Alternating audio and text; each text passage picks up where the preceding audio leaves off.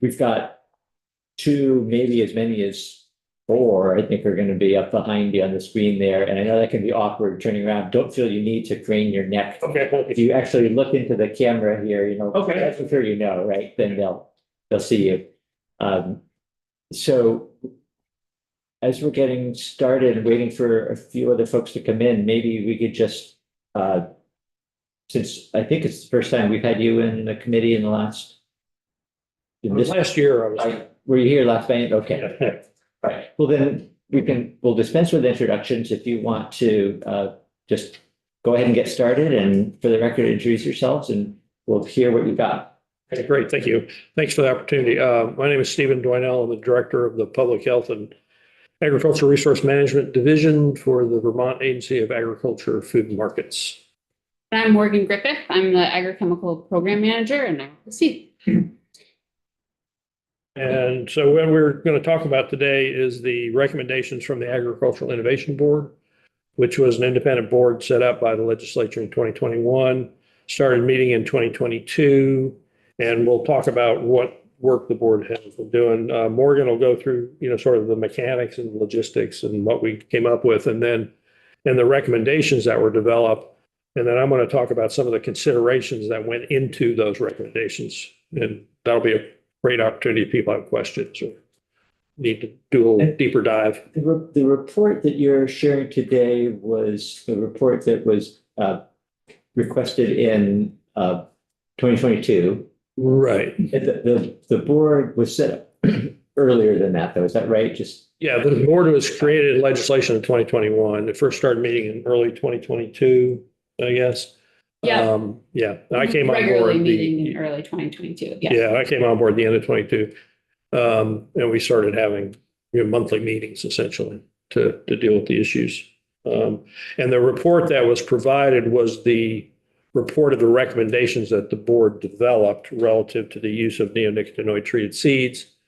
The legislative language says that the secretary shall propose rules for best management practices for the use of seeds by March of 2024.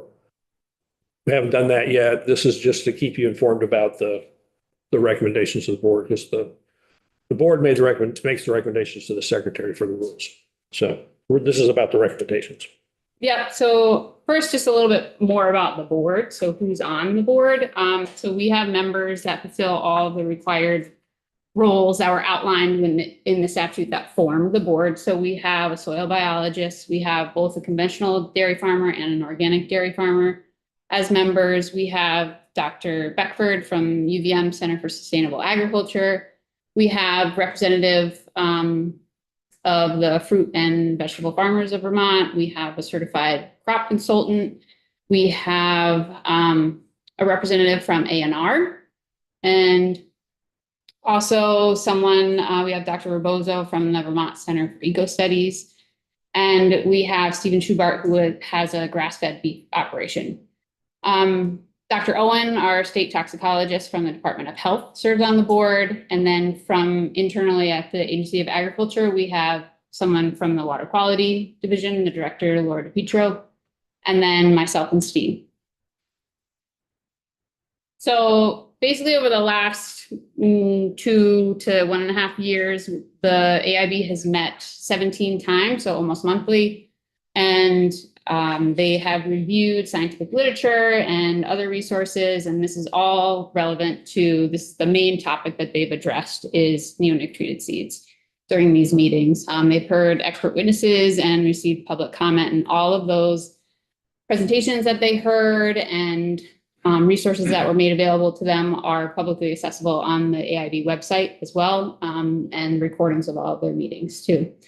So reports that the AIB has issued, we have 2 annual reports to legislature from 22 and 23. And then we had a statute required report regarding BMPs for non-neonic treated seeds that was issued in February of last year. And that report is brief, partly because it was kind of at the inception, the board was still learning about that. And also the availability of non-neonic treated seeds is pretty limited.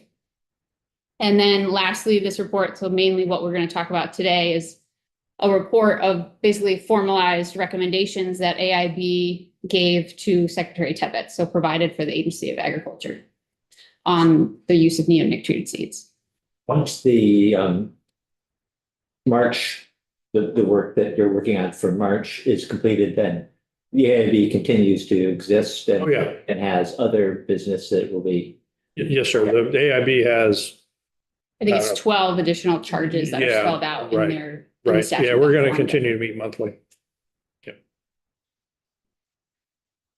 So this is the statute that Steve mentioned. So this is the secretary, after consultation with the Ag Innovation Board, shall adopt by rule BMPs for the use in state of neonic treated seeds. And it spells out 7 required topics that need to be addressed. And so this is how AIB basically framed how they were going to learn about this topic, was to address each of these 7 topics. So A, establishment of a threshold levels for pest pressure required prior to use of neonic treated seeds.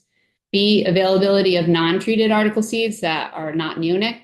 C, economic impact crop loss as compared to crop yield when neonic treated seeds are used. D, relative toxicities of different neonic treated seeds and their effects on human health and the environment. E is kind of tied to A, so it's surveillance and monitoring, whether economic thresholds are met. F, ways to reduce pest harborage from conservation tillage practices.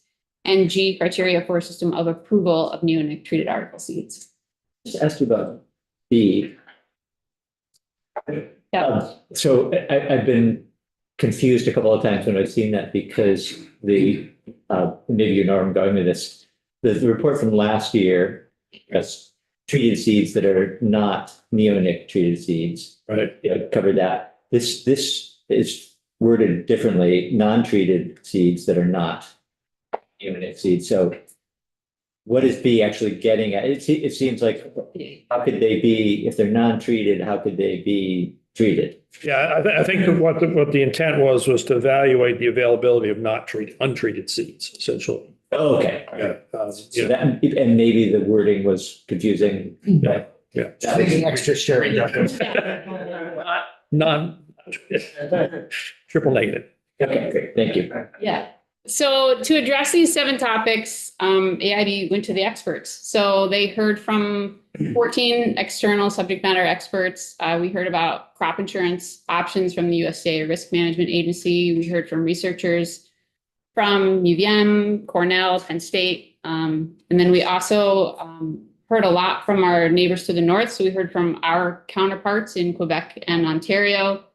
And also, we heard from the seed industry and the Vermont Beekeepers Association. Internally, we had a member of the board was Dr. Terry Bradshaw from UVM. He was a previous chair of the Pollinator Protection Committee, and so he presented to the board what had already taken place relevant to this topic, basically.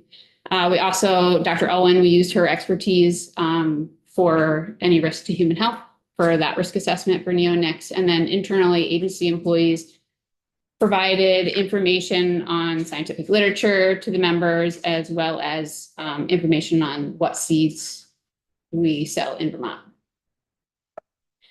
So overall, kind of what did AIB learn? So the members wanted to state what their main understandings, right? So their main understandings going into making these recommendations. And so AIB understands the toxicity of neonicotinoids to non-target insects and risk for exposure to small mammals and birds from the use of neonic treated seeds. Members understand and heard that previous research evaluating corn yields with neonic treated seeds versus non-neonic treated seeds are inconsistent and or show no significant differences in yield when comparing those two. AIB understands that there is a possible impact of past use of neonic treated seeds on the present pest pressures. So it's kind of like a halo effect. So neonic treated seeds have basically been almost universally used since the 90s. And so it's unknown how that is affecting present pest populations today. AIB understands that in the current seed market, neonic treated seeds are considered a low cost protection against potential crop loss from pests like corn seed maggot and wireworms. And AIB understands that non-neonic treated seed purchasing options are very limited. And so this lack of availability doesn't allow for flexibility of farmers for variety selection. And then it also hinders their ability to exchange seed closer to planting time. So usually what happens is you might purchase your seeds early, late in the winter or even in the fall for the next planting season, but there's a national exchange closer to planting time, so in the Midwest, they might need longer maturity, whereas we might need shorter maturity seeds. So there's an exchange that happens nationally closer to planting time when you know more of what your weather is going to be. So with neonic treated seeds, because they're almost universally used nationally, if you have a non-treated seed, that exchange can't happen. So overall, AIB's recommendations was not focused on specific pest management practices and instead focused on better understanding the issues in Vermont. The focus was on educating growers about practices that could limit their pest pressure and also reduce the potential for that non-target exposure of using neonic treated seeds. The recommendations promote ongoing and future research. There was unanimous member support for efforts to increase pollinator habitat without impacting agricultural production. And there was some support for monetary programs to mitigate any potential losses from use of treated seeds. So their specific recommendations kind of fell into 4 buckets. So the first bucket is that research. So AIB supported additional research in areas. So one is looking into that impact of that halo or legacy effect. Whereas if using neonic treated seeds all the time has made our pest pressures low now, and if taking away that tool will change whether the pest pressures. Second area of research that AIB recommends looking further into is the dust. So there is the dust that is emitted when you're planting treated seed is seen as one of the main routes for exposure to non-target insects, in particular pollinators. And so that dust research, and so I think you heard a little bit about it from Dr. Alger earlier this week. A lot of that research was done 5 or more years ago. And so we heard from the seed industry about new innovations and technology for coatings for keeping the treatment on the seed. So that has only been implemented, these innovations, to the seed coating in the last year or 2. So it warrants redoing or learning more about what's in the dust and if it's less abrasive and if there's less dust creative and less dust with containing the treatment, so containing the neonic that was supposed to be on the seed. So more research needs to look into that. Also look at the dust issue. There's seed lubricants are used when planting corn, and talc and graphite. So Canada, one of their regulations is they have prohibited the use of talc and graphite as a seed lubricant.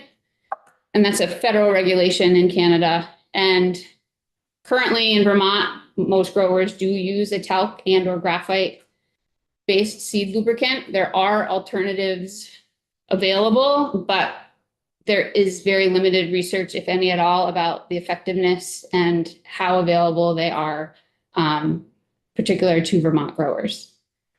And last for research, additional research is, so there was some published BMPs and they talk about reducing the pollinator attractive habitat in the area that's at highest risk for exposure from the planting of neonic treated seeds. So that would be in the buffer surrounding a field planted with neonic treated seeds. So there's possible BMPs about managing or mowing buffers to decrease the attractiveness of that buffer to pollinators. But further research the board members thought needed to be looked at that to understand kind of the cost benefit analysis of those practices, and also if they would be in conflict with other conservation programs. The second main bucket of their recommendation was education and training. So the AIB members really advised the agency to collaborate with UVM in developing integrated pest management guidance for growers and how to reduce the environmental impacts of neonic treated seeds. So to educate growers about the toxicity and the potential risk to pollinators, how to inform their decision-making, and educate them about options for different management practices. Within that information could be developing regional monitoring reports, so having a better tool for growers to understand when pests are present and be able to predict them in a better way. So they might not feel that they need an insurance, to understand if they're making the best decision. For education also is to, there is a lot of research out there. AIB learned a lot over the last year and a half. And I think that AIB recognized that the people who should also be learning this are the growers. And so for growers to receive updates on relevant research was important for them to recommend. And this started in December. Dr. Darby at UVM held a webinar series that was 4 weeks in December, and it was focused solely on neonic use in row crops for growers. And so it had presentations from researchers at Ohio State and Penn State, and then also Dr. Heather Darby herself, and talked about monitoring and also dust and some of the research that's ongoing right now. So this recommendation is seemingly starting, but it can continue and grow. And lastly, for education was to educate growers about the seed label language. So there is a lot of information on the seed tags of the seed that they're buying, and how they can follow that to help mitigate the risks of using neonic treated seeds. And the AIB recommends and supports any effort to increase pollinator habitat without impacting agricultural production. And lastly, the AIB members really emphasize the importance to build in a mechanism to review and reevaluate any recommendations or guidelines or best management practices so that they can adjust as we continue to learn. So they didn't want something to be written in stone and then never looked at again. Okay. Thank you. Mr. Chair, may I ask a quick question Of us or? of the witnesses? I know it's. Yeah, I think that's not probably Okay. in order, but Yeah. we'll figure out a way to get the question asked at some point. Yeah. Okay. Thank you. Thank you. And unless you were past that question, Representative. I was not. I Okay, have so my you're own question. Ask your own question. Could you go back just Yeah. a couple to, Keep going. next one, I think, yes. Discuss. So just a question on the additional research and non-target dust movement with the new treatment technology. I know that some of the research that we were presented yesterday by Dr. Alger was indeed 2023. Do you have? So that's not dust specific. So I'm talking about, I think AIB recommends research on dust created. So yes, Dr. Alger was presenting current data on pesticides present in samples that she collected. So, That was Paul, wasn't it? right, from pollen and or vegetation. She actually made the statement like, I stood on the side of the road, watched the dust spread, went and picked the things I watched the dust land on, and then tested them. Yeah, so I think it's great. And I think it's wonderful if we can see that data more and understand the sampling program protocols and everything. And I think it's wonderful. And that's exactly what AIB recommends. We want more of that. Yep. Representative Cole. So just looking at this slide, and there are a lot of creative tactics, I guess, to mitigate the effects of, neonics, assuming that we continue to use neonics in pre-treated seeds. But each of these in upon first glance seem pretty time and cost and additional resource intensive. Like, you know, there's a lot that would go into each of these individual recommendations. And I'm wondering if rather than investing resources in adapting to a world where we continue to use these seeds, we could rather just support farmers in getting access to seeds that don't have neonics, so we don't even have to worry about any single one of these. Like, for example, studying, you know, or telling farmers, oh, you need to row an external circle until you have this much distance for the dust to spread. You know, like all these things are just a bunch of extra burden on, I mean, I know I'm speaking kind of colloquially here, but it just seems like there might be an easier alternative, which would be like giving the farmer the tool to just plant their seeds as they would. Did you want to ask whether the witnesses had? Yeah, I mean, I guess I am wondering, like, we talk about cost benefit analysis in a lot of these points here, and like, Well, if I can. Yeah, please. if I can. So these are the recommendations the board came up with after Yeah. hearing all the information provided over, 17 meetings. And the idea that they were evaluating is what best management practices would be best for use of the seed.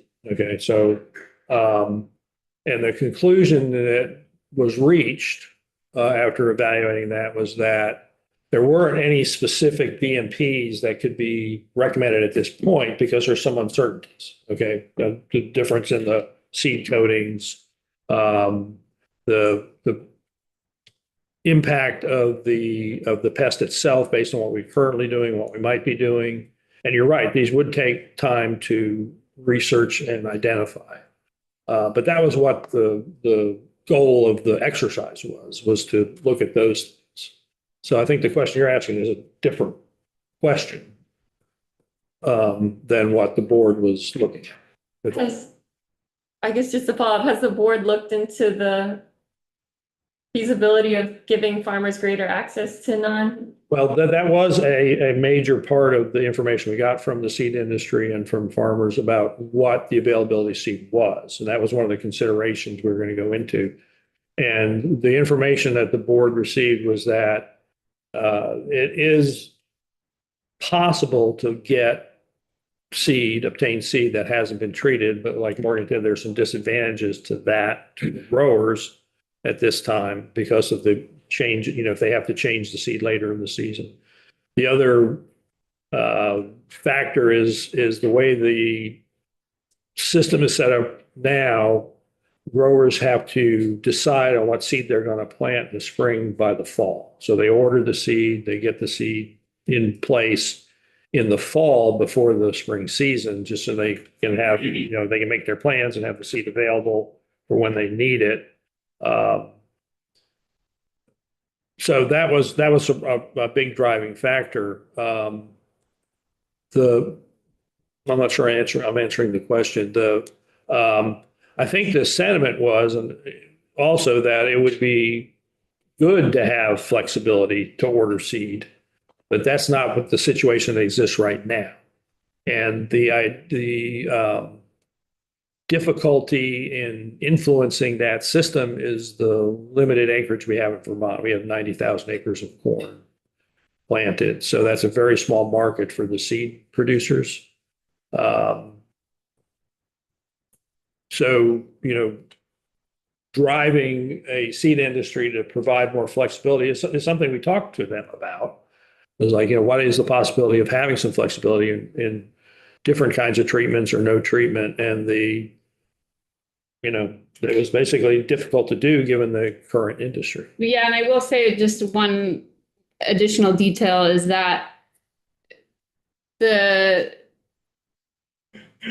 availability of completely untreated seed is greater, although still limited, than seeds that are treated with things that farmers are still looking for, even if they are not neonic treated. So they're ideally looking for fungicide treated seeds as well, because if you think about when we're planting in May, we're cold, we're wet, they want to protect those seeds against those diseases. So that it's the difference between completely untreated and treated still with one protection is that's the almost impossible to get is the fungicide only treated seed versus completely untreated. Right. And then the other factor is that, and this is kind of getting in an area I don't have a lot of experience in, but some. So the farmers select seed for specific genetic traits, yield, degree date, pest resistance. There's a whole range of genetic traits that they're selecting. So, and a lot of that genetic, those genetic characteristics are proprietary to seed manufacturers, and they market them and they're testing them all the time. And some of them, they will not provide them to growers without a neonicotinoid treatment because they want to protect the seed producers want to protect their genetic, integrity and all that. So it's a very complicated, sophisticated market when it comes to seed. We've had a couple presentations and went into great detail about how the seed market works for corn, and it's a very technical, sophisticated market. And as it has evolved in the United States, the neonicotinoid treatments are part of that market. So it's without some effort, it's difficult to get the seed that has all the other characteristics without the neonicotinoid treatment. Morgan, I just want to be sure I understand what you were saying a moment ago. Which are not available, essentially not available at all? Is it the entirely non-treated or the No, fungicide only treated. fungicide only? Treated? Yeah, so basically, if you think about it, it's if they're doing a treatment, they want to do all the treatment, if you think about it. So, majority of the corn is treated way upstream, so not in Vermont. And so if they want to do the treatment, they're going to do all the treatment. So to get completely untreated is more available because they'll just skip that step altogether. But to pick and choose which treatments is much harder in the seed industry. Thank you. Representative Pearl? Yeah, I just had a point of clarity, and I'm sure you probably addressed it in the beginning with the initial ask of the board. Was the intent to figure out how to manage neonics and not at all the question of whether or not they should be used, or was it both? It appears that it was how to manage. Okay. Not should they be used or not used. Okay. It was best management practice for the use of. There was some discussion about not using them at all. Okay.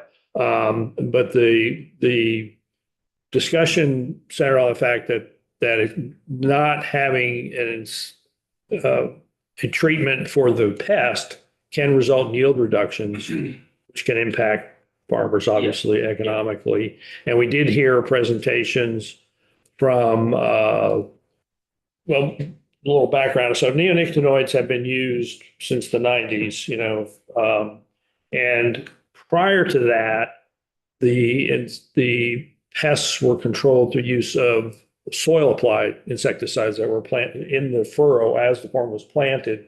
Insecticide was applied directly to the soil. The rates of application for that were like 10 times the amount that is on the seed, which is why it became a popular thing to do, because it cut the amount that had to be used by 10 times, and appeared to be more effective in controlling, which is why it became so almost universal to be used.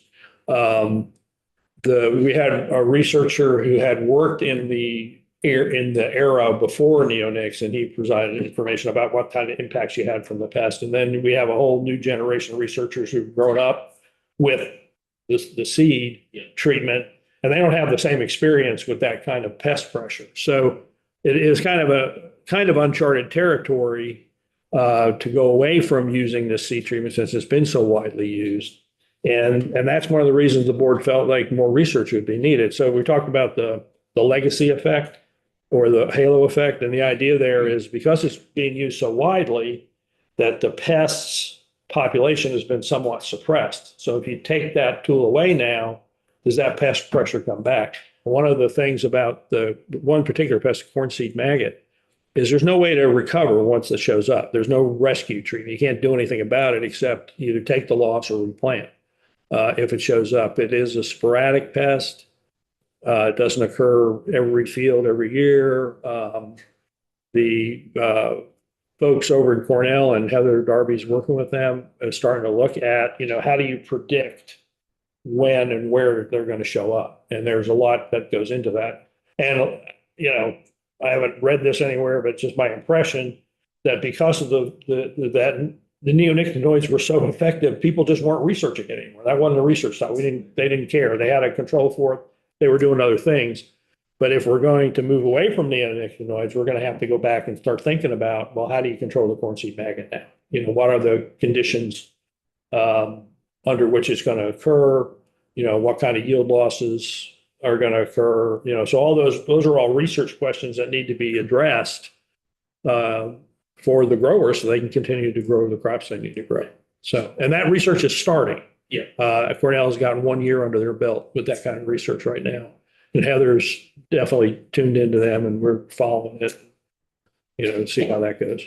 So We've got several committee members who have joined us online with questions. So Representative O'Brien. Thank you. I just wondered if our guest could talk about how farmers in the seed industry in Ontario and Quebec transitioned towards using a lot more non-treated seeds. And also, second part of the question would be whether I understand it's happening, and so would potentially those seeds or that seed industry be able to serve Vermont? Because I would think they're just climate-wise, Ontario and Quebec are a lot more like Vermont, say, than Iowa or Kansas are, as far as seasonality and things like that. yeah, so we actually heard, like Morgan said, we actually heard from Ontario and Quebec and talked to them. So let Morgan talk a little bit about that, and then I'll add some things to it. Sure. So they both have regulations around the use of neonic treated seeds. Ontario had regulations with a pretty stringent list of requirements that were needed in order to use neonic treated seeds. They were considered very burdensome. And so since they were first introduced, they were scaled back. But during that time, most of the growers we heard in Ontario just transitioned to a diamide treated seed. So diamide is a different class of insecticide. And then similarly in Quebec, they also regulate the use of neonic treated seeds and require basically a prescription for the use of neonic treated seeds on your property from a certified agronomist. Again, that was a high impact on resources, that requirement. And so we heard anecdotally, we've heard about half of farmers transition to insecticide-free seed and half of the farmers transition to diamide treated seeds.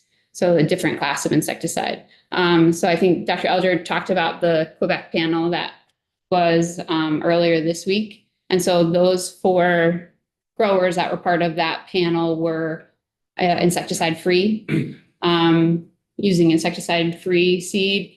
However, they still had the fungicide treatment on the seeds. And those farmers gave great insight into how they were successful and what growing practices they used. For example, using a shorter rotation, so never following corn with corn, and also delaying their planting date. So they said multiple times, be patient in the spring to wait for that soil to warm up without that protection.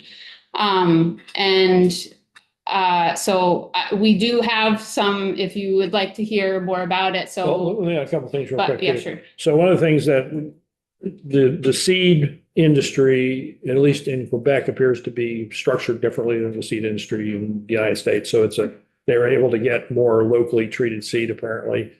Locally treated seed is available from New York. And so they're a little more flexible about what how they can treat the seed. So that's a possibility, especially with the new law going into effect in New York. As far as seed coming in from Canada into Vermont, apparently that's a big hurdle because of, trade and biosecurity and a bunch of other issues. So it doesn't seem very feasible to bring seed in from Canada to Vermont. That's the answer to that question, I guess. Heather, did you have anything else you wanted to add about that question before we move on to the next? Not about that question. Thank I'm you. sorry. No, I said Heather, I'm sorry. Did you have anything that you wanted to add? Oh, no, just if you want to know more about diamide treated seeds, we can tell you, but we Yeah, can keep- there were a lot of questions from I the. made a note. Yeah, we can come back to that. Okay, you're up now, Heather. Sorry. Sorry, thank you. I wanted to ask about how a few years ago, Vermont had passed a law requiring the labeling of GMOs, the modified plants that are mostly corn and soy. And we heard a lot of argument that food companies couldn't create packaging just for Vermont. But that legislation ended up creating a national labeling standard, which we can very visibly see. And so I'm curious, when you talk about having a really challenging time acquiring non-treated seeds in the market, if you don't think that this would have a similar effect and drive that market demand on a more national scale.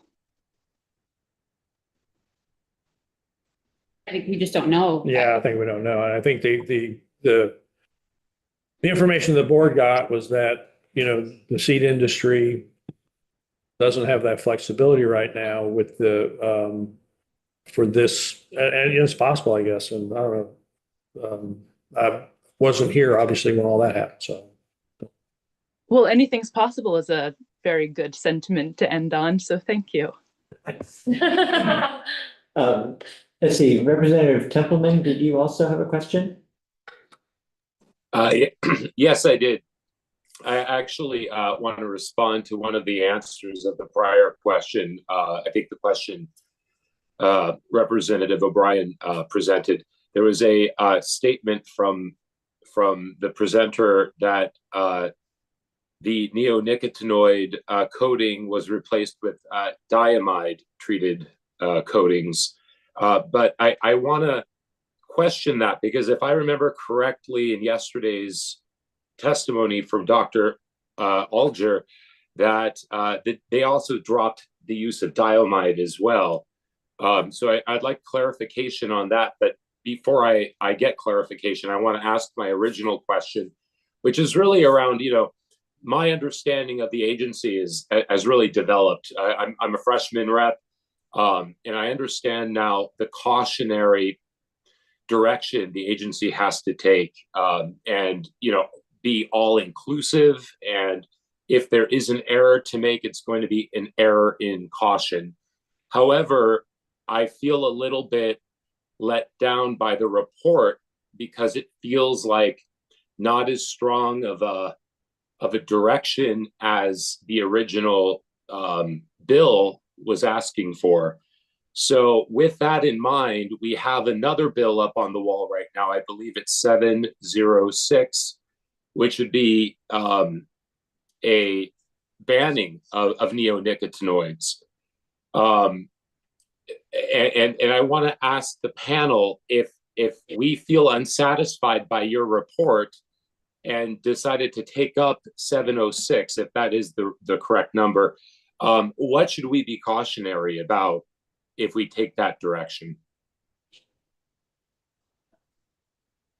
So I'll address the first, your clarification about the transition to diamide treated seeds. And you're correct, Dr. Alger talked about the 4 Quebec farmers that were part of the panel earlier this week.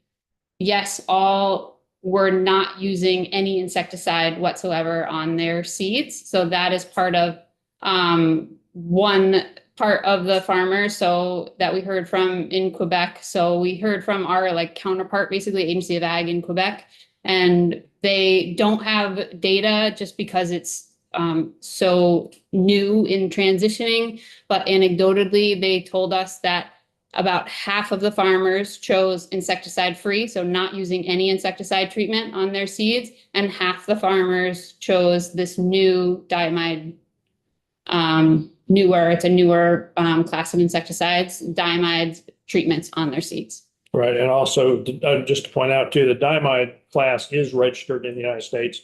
And actually, at least one of the seed treatments being used now and available includes, it's a mixture of the diamides and the neonicotinoids. So it is being used in the United States already. So. Maureen, we heard yesterday, or whenever the testimony was from Dr. Alger about those Quebec farms, and we were curious about the location and wondering if they were near the border and didn't. I we weren't probably able- have the same answer that Okay. Dr. Alger has, that I am not very good at. Okay. Geography, Sorry. sorry. Okay, and then Representative Templeman, are you all set, or did you want to? No, I didn't get a answer to my original question, which was, related to whether or not we should be cautious, or what if we do take 706 off the wall to discuss it, what should we be cautionary towards?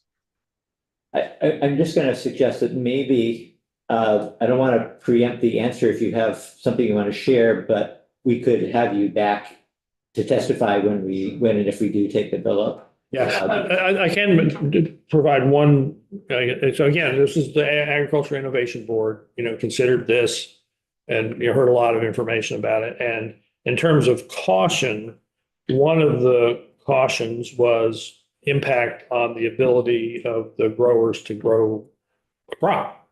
That the reason that the neonicotinoids were used was to prevent pest damage and to prevent losses that historically have happened and could jeopardize the ability to feed their cows. They just can't produce enough of forage to maintain the level they need to maintain. So that was, and just one small example of that, there was a discussion by the board about planting dates and the fact that, the corn seed maggot is an early season pest. So planting later does limit the risk. However, that also limits the ability of the farm to produce forage, because now they can't plant before a certain date. They get fewer acres they can plant, different varieties they have to plant. There's a number of knock-on effects from moving the planting date, and it reduces their flexibility. So that was, from this perspective of the folks on the board who were in that industry, that was their contribution. That changing a planting date does have an impact that needs to be considered. So, Representative Rice. So I know that the sort of main charge here was to look specifically at treated articles. I'm just wondering if over the course of this work, the board considered foliar treatments at all. No. Okay. No. And related to that, but also to all the other ways that we know that these pesticides impact non-target plants and insects. And we're gonna go way forward or back. I don't know where you are. It's okay. To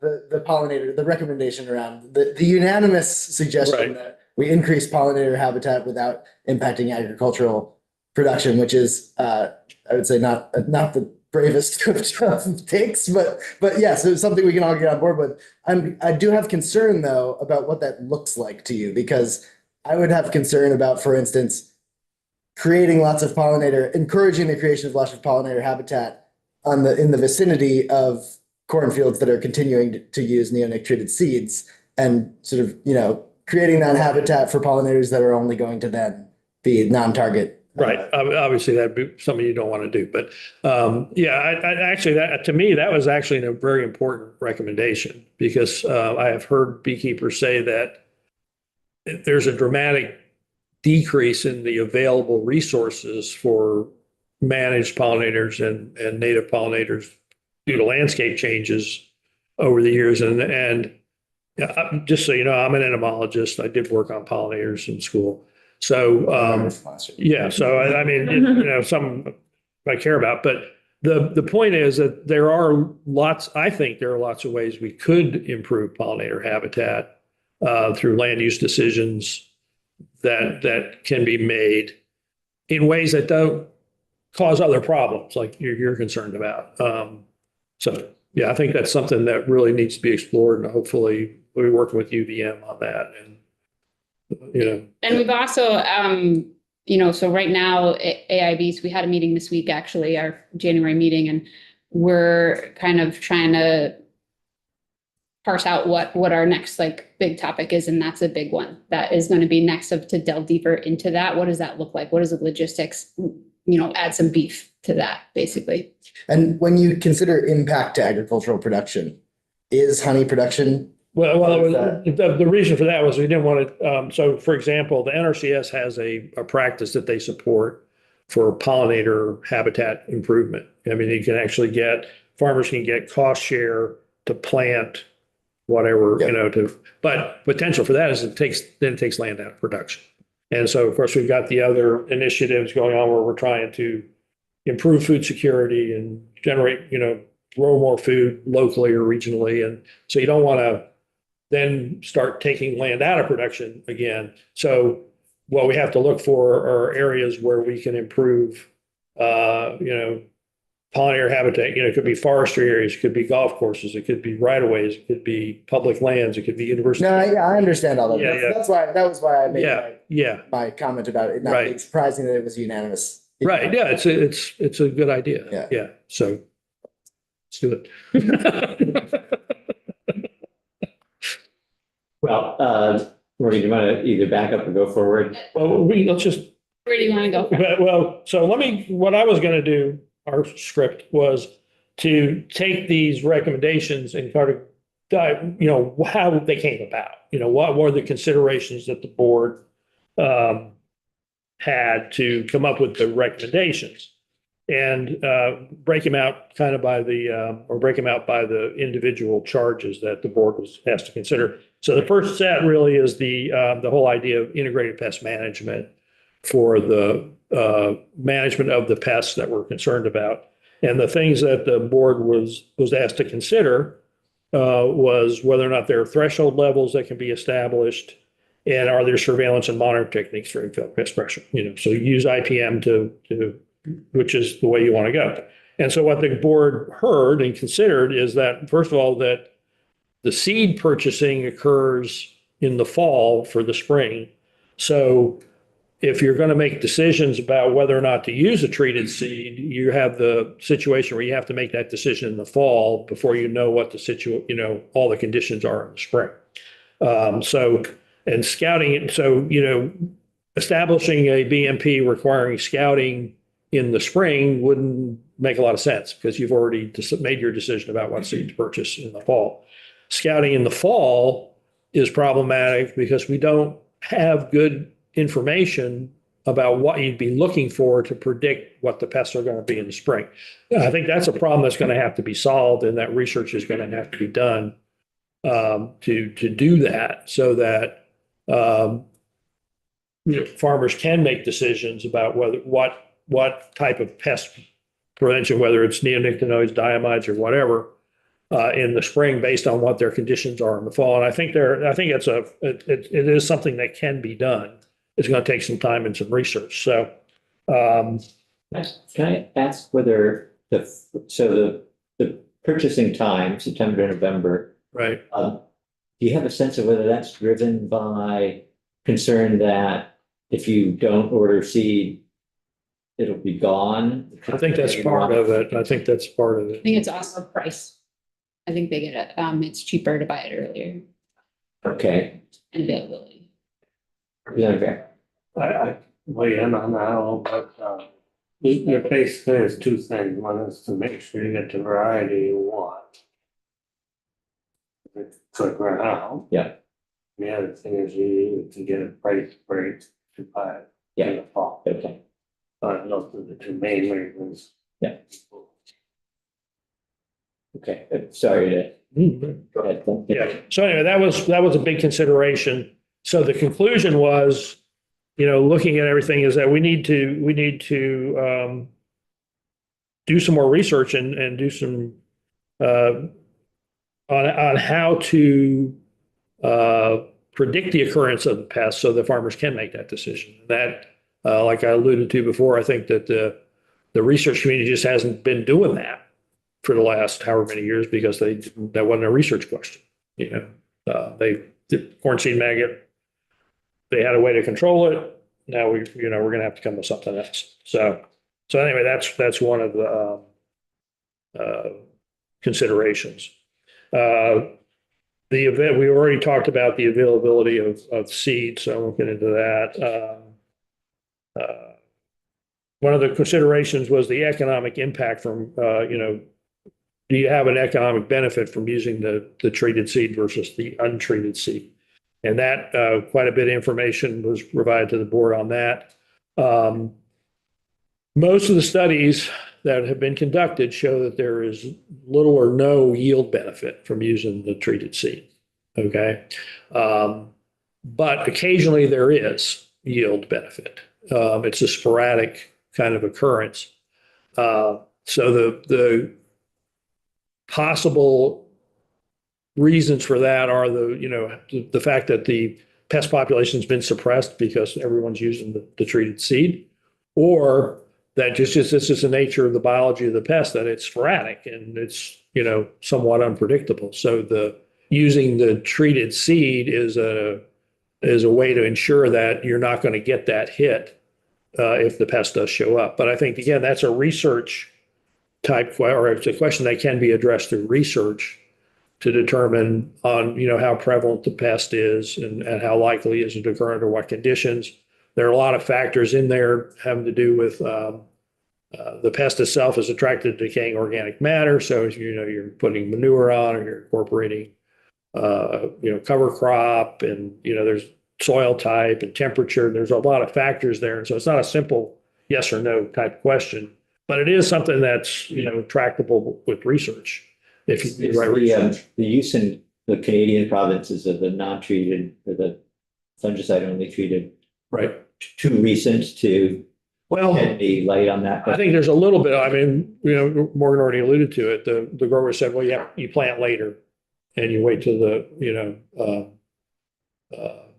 soil temperatures are high enough, and that could be one of the factors. But And they're not following corn by corns. So they're never planting corn 2 consecutive years in a row is what they gave as a option. So it's a different, it's my understanding from Heather Darby's response to that in the panel this week is that in Vermont, growers typically have a longer rotation. Yeah. And how long have they been doing it in Canada? when did they? Yeah, so I think it's 2018, 2018? 2019. 2019 when it was effective. Representative Supernaut has a question online too. Hi, thank you so much. So on this slide, in the line where it says most studies showed no yield difference between treated versus non-treated seeds, and then you responded with, but sometimes it does. And I was just curious if there are other environmental factors being taken into account and consideration in those same years that could also impact yield, or are you really just honing in on it being specific to neonic treated seeds? Like if there was drought or it was exceptionally wet, like that will also impact yield. And I'm just curious if those are part of it. I think we would have to look study by study. I don't know the answer off the top of my head about that. I do think that if the other factors, yes, obviously can influence yield. And I think what we've heard the most about is Heather Darby has done this for 1 year, and we heard that research was presented to us this week Right. in AIB. And, she's having a hard time parsing out.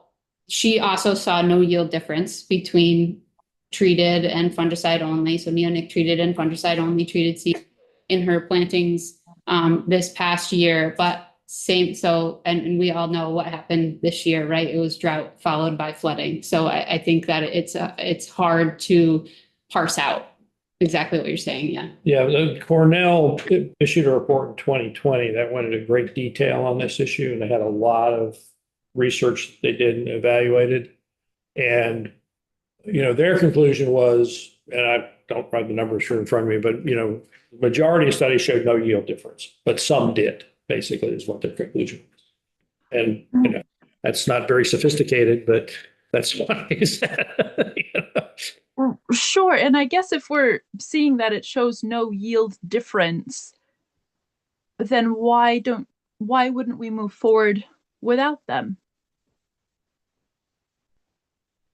Because of the possibility that you could have an impact, even if it's a small percent of the time, if you had an impact, the impact could be severe enough to impact the grower. I guess that's and if we don't know that there could be an impact, and if we aren't certain about the other variables, it just seems like a bit of a conundrum on how to move forward. Does it not? I would, well, I don't think you're addressing that to me. Certainly not. No. I'm just trying to find some clarity in the data of how to then translate this into actual practice. If we're concerned with not impacting agricultural production, but we're not finding any legitimate impacts on agricultural production, shouldn't there be a path forward? Okay, so getting back to what the board heard, there was presentation on research that was done prior to the use of seed that did show impacts from the pest. So that was a situation where, the product was not widely used and there were impacts. And so, growers were protecting their crop with use of the soil applied material. So again, it's the kind of question that, the board considered. It said this is something we need more research on so we can give good guidance to growers on what they should be doing to mitigate impacts and protect crops. I see. So I think this is a good, question, and we will certainly come back to it. I see two committee members with hands up, and I just want to do a time check. We have more time, but I don't know how much more time you two have. So if you, okay, we'll take those two questions and we'll let you go ahead. And then if you're feeling like you need to postpone until later, we can, make some time for you to come back. But John, go ahead. Thank you, Chair. This might not be fair or apropos, but I was wondering if the AIB, you're dealing with treated seeds, but also if there was a conversation about other uses of neonics in Vermont, whether it's golf courses, landscaping, nursery type uses, and just how exposure, say, to pollinators would vary. I would think Addison County, where there's a lot of corn grown, would be much different than, say, Bennington County, where there are not many farms. So that comes into the equation of this, and also just how much pollinators, but I guess managed pollinators especially, what sort of exposures they might see, even county to county. The AIB didn't, well, again, we were focusing on the use of develop recommendations for the use of the neonicotinoid treated seeds. We did present to the board the use reporting on neonicotinoid insecticides. And they, well, you don't have that in front of you probably. No, but so I can tell you, so we have we collect usage that's reported to the agency by commercial, non-commercial, and government certified applicators. So they're required to submit annual usage reports to the agency, and we have it in right now through 2021 for neonics, and so we were able to summarize that for the board, and it shows that yes, so it's kind of parsed out into categories, and so yes, the highest usage of that use reported to us by commercial certified applicators is for turf and ornamental uses. However, use as treated seed is not reported to us because treated seed is not a pesticide, right? It's a treated article, it's exempt. It doesn't have an EPA number. It's not, when they're planting it, it's not used, right? So we don't currently have any data to show the use that is put into the Vermont's environment from planting treated seeds. In the report, we were able to make an assumption based on acreage, based on planting rate, based on a range of active ingredient that's usually on those neonic treated seeds. And so doing that calculation, I can't tell you the numbers right now, but that does exceed the amount that is reported by commercial certified applicators as far as total pounds of neonics used in a year. However, the rate per acre that is being used for neonic treated seeds is somewhere, I think, between 0.04 and 0.08 pounds per acre. Whereas on turf, the max rate that they can use is 0.4 pounds per acre on turf. So it's how you want to look at it, whether you want to look at it as rate per acre that's applied or total pounds that's applied. So information was presented to the board, and it is, I think it was included as an appendix of the report of the recommendations that was given from the AIB to the secretary that then was passed along to you guys. So we can come back and talk those numbers. I don't have them up right now, but if you have more questions about that, we can It should address be in the that. report, and it's Yeah. on our website too. I think. Yeah. Thank you. That's really helpful. Representative Rice? Yeah, so I'm hearing a lot of caution around what Representative Superintendent was getting at, the sort of the possibility that the discontinuing use of neonic treated seeds could have on yield, a negative impact on yields, though that is not what most of the sort of contemporaneous studies are showing. I'm wondering how the board, if at all, sort of weighs the potential impact on agricultural production that pollinator decline has, and where, because I'm hearing a lot of caution about if we don't use these seeds, we might, there might be a drop in the yield of the corn that's being grown for feed. And that would be something we want to avoid, but I'm not hearing a lot of weight put on like what we know is that these neonics are highly toxic to bees and other pollinators, and very likely can draw a line to the data that they're contributing to pretty serious pollinator decline.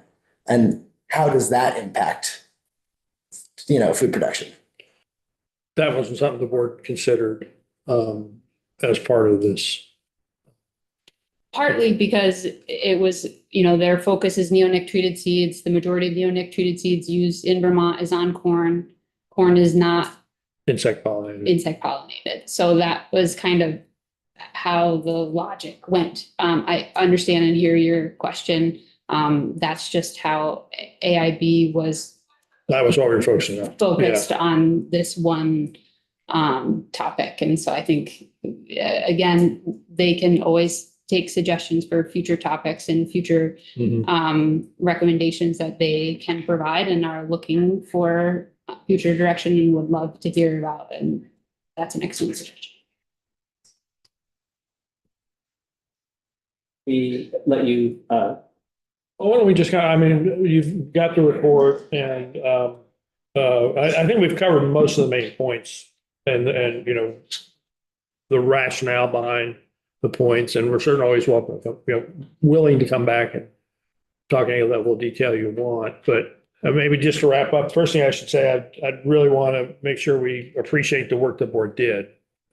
These are folks who, essentially volunteers, and spent a lot of time and a lot of effort attending the meetings, meeting every month. There are 4-hour meetings, public meetings, a lot of information.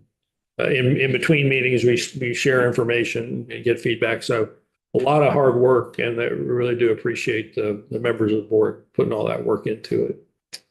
And this was what the board came up with, and this is what the recommendation was made to the secretary.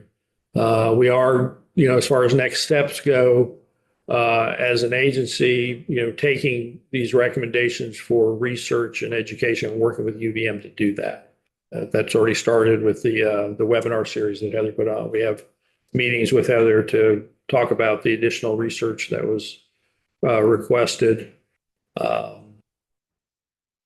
And the board's going to continue to meet and talk about these things. Do you have a sense of whether the March 1st deadline is going to be met?